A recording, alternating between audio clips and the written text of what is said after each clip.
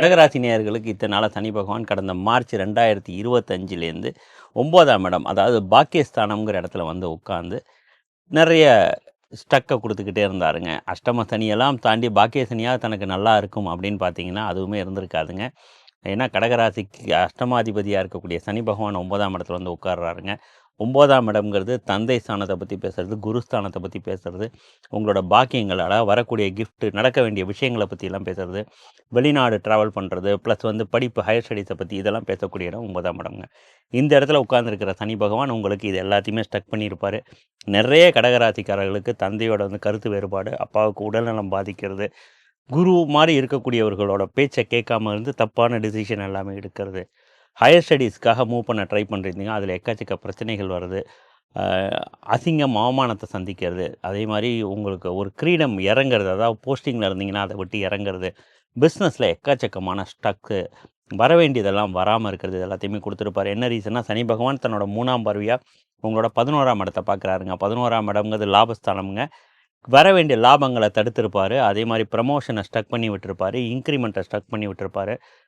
உங்களோட அதீத ஆசைகள், நீண்ட நாள் ஆசைகள் எல்லாம் கை வச்சிருந்துருப்பார். எதையுமே நடக்க விடாமல் அப்படியே தடைப்படுத்தியே வச்சுருப்பாருங்க. நிறைய பிஸ்னஸ் பண்ணுறவங்களுக்கு கையில் வர வேண்டிய காசு எல்லாமே திரும்ப அது உள்ளே ரோல் ஆகிட்டு இருக்கும், வராமல் ஸ்டக் ஆகிட்டு இருக்கும். இந்த பிஸ்னஸை க்ளோஸ் பண்ணிடலாமாங்கிற எண்ண ஓட்டத்தை கூட உங்களுக்கு சனி பகவான் கொடுக்க வச்சுருந்துருப்பாருங்க. அங்கேருந்து உங்களோட 3ஆம் இடத்தை பார்த்துடுறாருங்க. 3ஆம் இடம்ங்கிறது தைரியஸ்தானம், இளைய சகோதர ஸ்தானம்ங்க. உங்களுடைய தைரியத்தில் கை வச்சுருந்துருப்பாருங்க. ஒரு விஷயத்த பண்ணலாமா வேண்டாமா, இது தேவையா அப்படிங்கிற இவங்கள யோசிக்க வச்சு, ஸ்டக் பண்ண வச்சு, முன்ன வச்ச காலை பின் எடுக்க வைக்க நிறையா விஷயத்தில் பண்ணியிருந்திருப்பாருங்க. நிறைய விஷயங்களை உங்களை வெற்றி அடையறது எல்லாமே ஸ்டாப் பண்ணி வச்சுருந்துருப்பார் சனி பகவான். நம்ம இளைய சகோதரத்தோட அதே மாதிரி இளைய சகோதர சகோதரிகளோட எக்கச்சக்க பிரச்சனைகளை உங்களுக்கு வந்து கொடுத்துருந்துருப்பாருங்க. நிறைய யூடியூபர்ஸு, நிறைய டிஜிட்டல் மீடியா கம்யூனிகேஷன் சம்மந்தப்பட்ட விஷயத்தில் வேலை பார்க்குறவங்களுக்குலாம் வேலையெல்லாம் அப்படியே தொய்வாகி இதெல்லாம் தேவையா, அதெல்லாம் விட்டுட்டு போயிடலாமாங்கிற லெவலில் கூட கொண்டு வந்திருப்பார். கம்யூனிகேஷனால் பிரச்சனைகளை நிறைய பேர் கொடுத்துருப்பாரு. டாக்குமெண்ட்ஸில் எரர் கொடுத்துருந்துருப்பார்.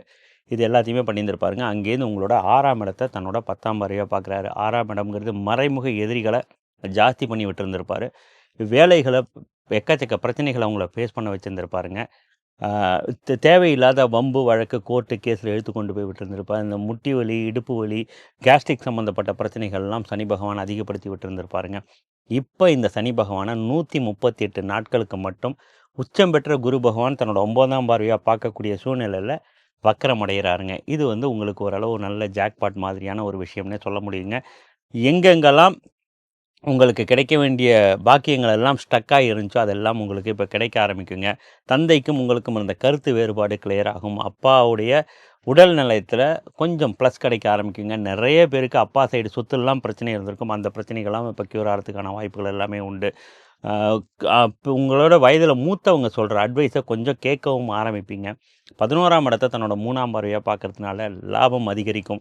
மெயினாக பிஸ்னஸ் பண்ணுறவங்களுக்கு லாபம் அதிகரிக்கிறதுக்கான வாய்ப்புகள் உண்டுங்க. 2ஆம் தாரத்துக்கு ஏங்கிக்கிட்டு இருந்தவங்களுக்கு 2ஆம் தாரம் அமையறதுக்கான வாய்ப்புகள் உண்டு. ஏதாவது வம்பு வழக்கு கோர்ட்டு கேஸில் இருந்தீங்கன்னா ஜெயிக்கிறதுக்கான வாய்ப்புகள் உண்டுங்க. இன்க்ரிமெண்ட் கிடைக்கிறது, ப்ரமோஷன்ஸ் கிடைக்கிறது, இதெல்லாமே ஒரு நல்ல பெஸ்ட் ஆப்ஷனாக உங்களுக்கு இருக்கலாமுங்க. பிடிச்ச இடங்களுக்கு ட்ராவல் பண்ணுறதுக்கான வாய்ப்புகள் ரொம்ப ஜாஸ்திங்க.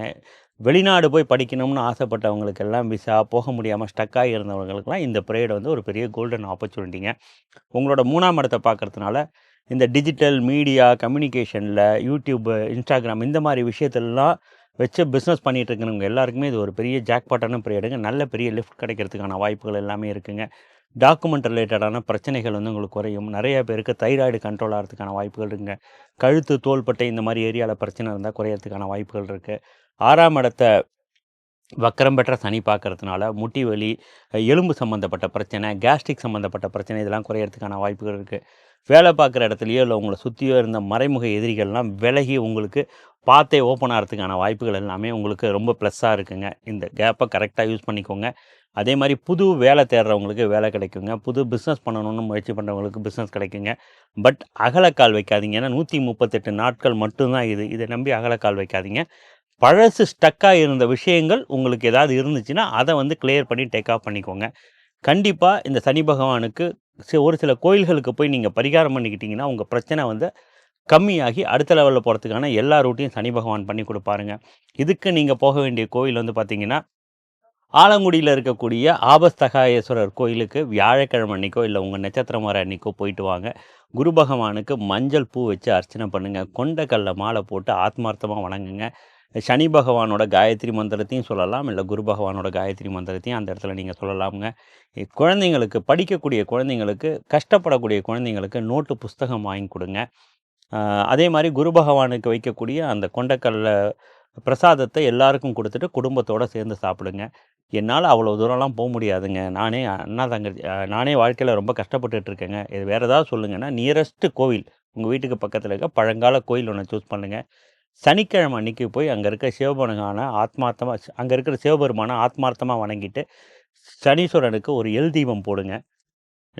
108 தரம் சனி பகவானோட காயத்ரி மந்திரத்த சொல்லிட்டு 9 தரம் சிவன் கோயில சுத்தி வாங்க. கோவில்ல ஒரு 45 நிமிஷம் உட்காந்துருங்க. கண்டிப்பா சனி பகவான் உங்களுக்கு ஏதாவது ஒரு நல்ல விஷயத்த குடுக்காம போமாட்டாரு. முயற்சி பண்ணி பாருங்க.